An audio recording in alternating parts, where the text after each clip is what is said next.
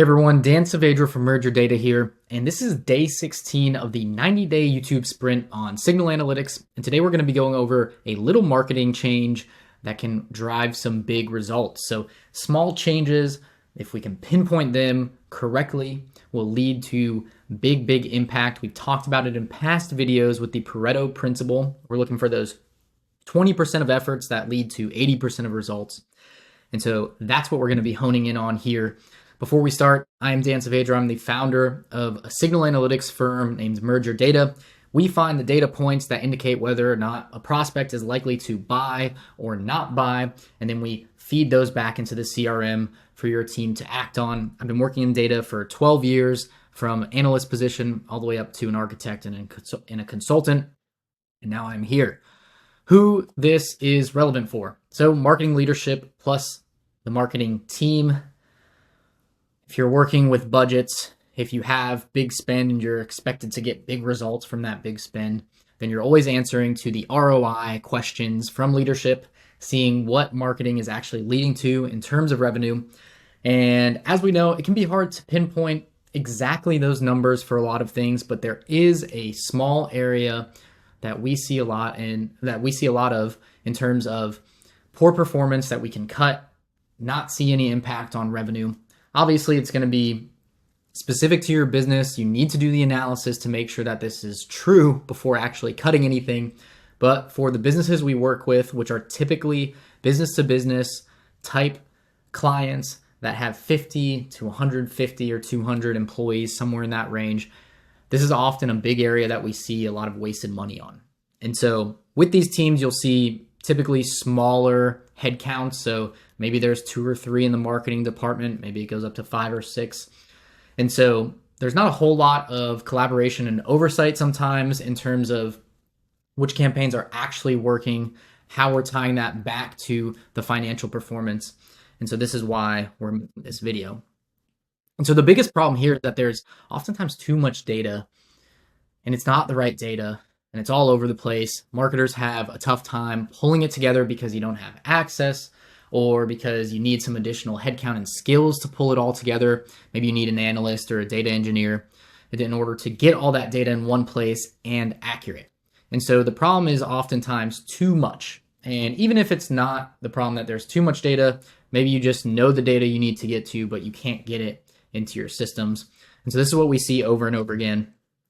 And so the most common solution, the common solution that we typically look for is reducing, refining, or eliminating paid search campaigns. So this is a very specific focus area that you can look at and you can do the analysis around to see if you're going to eliminate it, reduce it, refine it, whatever it may be. It allows you to take a more focused approach to learn where you're going to cut your spend so you can reallocate it elsewhere. Oftentimes people go for the whole enchilada. They're looking to bring all the data from all the platforms into a system to analyze all of it. But in reality, you really just need to find the problem area. You don't necessarily need an entire data ecosystem to report on. Is that nice to have? Yes, it can help you iterate faster in the future. But oftentimes it's not worth the resources when you're a small to mid-sized company. If you're an enterprise, if you have a lot of budget to tackle something like that, maybe it can make sense. But in the long term, we've seen not a great return on those types of investments. It's better to take it problem by problem and try to solve that problem first, get the return, and then reinvest it. So we always encourage people to look for paid search data and how that is performing. And so this is the shortcut. Now, we haven't really gone into details on any of these videos on the solutions and how to technically build those, but this one we will. We'll go into specifically for HubSpot companies, how you're going to do this. And so HubSpot already provides a lot of data natively within the platform. Depending on your setup, you may or may not be capturing this correctly. There's also some calculations that are needed to be made. There's some workflows, there's some custom objects set up sometimes that can really bring this deeper in terms of the analysis and the calculations that you're doing. And so I'm not saying that this is going to be easy or straightforward, but this is the approach that we take to get to this data quickly for our clients. Number one, you're going to look at your contacts by the original source. that are coming from paid search specifically. So obviously with attribution, there's always downsides. You're always going to miss some people. You're going to miss quite a few people, but we still can do a pretty good job of at least identifying campaigns and ads that aren't working, that aren't getting the return. And so what we're going to do is we're going to look at our contacts by original source, which is a property that HubSpot already has. And then we're going to look at our contacts by latest source and try to figure out if they've ever been any of the paid search values. And so then we're going to be able to see exactly who came from ads initially and then who've touched ads and converted along the way. And so what we want to do is we want to break them down by their drill downs on top of that. So we want to go by drill down 1 and drill down 2 for the original source. Then we'll also want to do the same for the latest source as well. And then we want to get the number of total contacts, number of SQLs, number of customers, and the revenue from each of those breakdowns so that we can see exactly how many contacts are being created and whether they're converting into real opportunities and real customers. And so a lot of times we'll see contacts that are being created and then a terrible conversion rate to even SQLs. So a lot of our clients define SQLs as people who have an opportunity in the pipeline. You might define it differently. But then also number of customers who came from paid search originally, and then those who have tackled or have touched paid search in one of their touch points. And so what we'll see oftentimes is that the conversion rate for paid search channels is 4 to 5 times lower than other channels. So we might see a 13% overall conversion rate for other channels, and then we'll probably be seeing somewhere between 2 and 3% for paid search. And a lot of times that paid search is branded search, which is usually a waste of money if people are just searching your company name and then clicking on an ad at the top instead of just clicking on your brand result on the first result of the search, the organic search. That's a big problem. Now, obviously, if you're not ranking for your own branded search, that's a different problem.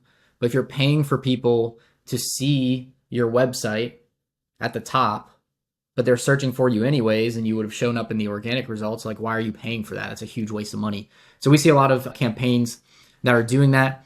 And so basically when we're breaking it down this different way, we can look at the specific campaigns, the specific ad sets, the specific ads. And then like we've talked about in other videos, because this is all signals, we can break it down further. We can break it down by company type, by the industry that they're in, by the products that they're interested in. We can see what pages they've visited, how many times they've been contacted by sales. Whatever we want to break it down by, we can do that here. But from a high level, what we really want to do first is just get these specific metrics first broken down by original source, only looking at paid search, and then the original source drill down 1 and 2 for those. And then we want to look at people who have ever touched any type of paid search through their customer journey to see if we have some type of influence revenue. HubSpot's native reporting on ads does not provide an accurate picture. There are many shortcomings to their ads dashboard. One being it only shows the breakdown by life cycle stage of contacts for what life cycle stage they are actively in. It's completely misleading. Do not trust it. If you don't have your revenue data completely accurate, then it's not going to be relevant in terms of what the ads dashboard shows in terms of ROI. And then there's a whole rabbit hole of shortcomings of that ads dashboard. Do not use it. We are brought in because people are seeing good results in the ads dashboard, but they don't see that on the actual back end when they're tracking their finances. And so we come in and we build custom setups and then show them that the ads dashboard is completely wrong and they do not have the return that they are seeing in that ads dashboard. So just a note, that's a specific solution in HubSpot. You can do this with other tools, but this is the one that we interact with most. And so it's the easiest for us to talk about just in a short video here. But you can use whatever marketing and attribution platforms that you have and do a similar type of breakdown. But you always need to go back to the revenue. But then after we do that, it's not over yet. Then we need to calculate return on ad spend. We need to calculate the fully loaded return on investment with the headcount involved. So we want to take sales and marketing headcount that was used during that period to work on those leads, work on those campaigns, and see what the actual return on investment over that period of time is when you include that number, because it's going to get worse. And then we're going to calculate the customer acquisition cost payback. And so we want to see the period, the length of time it takes to recover both the spend just to get the person to convert, but also then the fully loaded spend that we talk about here. So we want to figure out both numbers, and it's probably going to be pretty bad. So it's going to hurt. A lot of times we see really, really bad numbers around this, and it almost feels like it's wrong because you've assumed it was working. So take a look at these numbers, feel the pain, process it. Remember, before we take action, like in our other videos, you are not just cutting everything at once.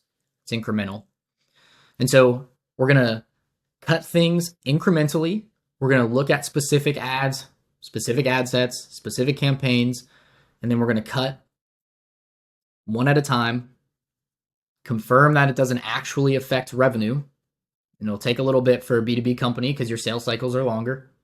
And then you can start cutting more. You don't just want to cut everything at once, because it is possible that people are seeing your brand, not clicking directly on an ad, going directly to site. There's tons of different customer journeys, but you just want to make sure to do it incrementally.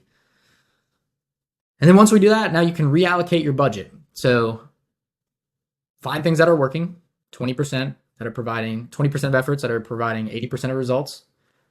You want to see if you can invest more in that area or find like types of efforts that will result in good results as well. So then you can reallocate your budget in whatever portions you want to those experiments. You can measure these experiments with signal analytics. I haven't said that word or that phrase for this video for the most part, but you reallocate it into these experiments and you measure them with signal analytics and see if you get good signals or bad signals.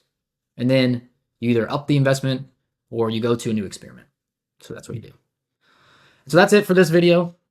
Please take one action, like, comment, share in a company chat, roast me, toast me, whatever you want to do. I appreciate it. In the next video, we're going to be going over some big pains as a sales leader, how to solve them with signal analytics, because that's all we're talking about. If you haven't yet, subscribe on YouTube or via the link in the description. Also, if you didn't see the Signal Constructor workbook from the last video, you will get that if you subscribe via the link in the description. It's going to tell you with your configuration of metrics, dimensions, and actions exactly what your team should do when you get certain signals. And so you can define your signals in there. You can define the actions that you need to take for those signals. And then you can have a plan for your sales and for your marketing team to actually execute on those.